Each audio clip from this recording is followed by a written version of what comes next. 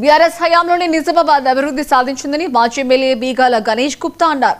నిజామాబాద్ నగరం ఎవరి పాలనలో అభివృద్ధి చెందిందో ప్రజలకు తెలుసని వ్యాఖ్యానించారు. నగర అభివృద్ధి మీద బీజేపీ, కాంగ్రెస్ నాయకులు చర్చకు సిద్ధమా అని సవాల్ విసిరారు.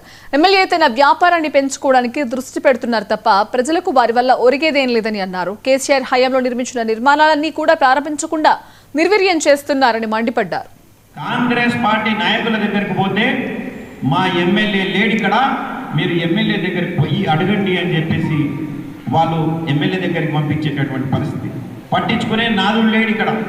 2000ని 4000 చేస్తా అన్నారు కాబట్టి, చెయ్యలేదు కాబట్టి ఓటు అడిగేటటువంటి హక్కు కాంగ్రెస్ పార్టీకి లేదు.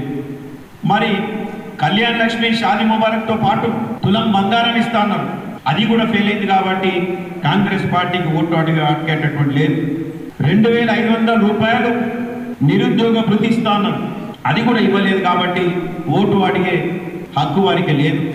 స్కూటీలు ఇస్తా అన్నారు, అది కూడా ఇవ్వలే కాబట్టి ఓటు అడిగేటటువంటి హక్కు లేదు.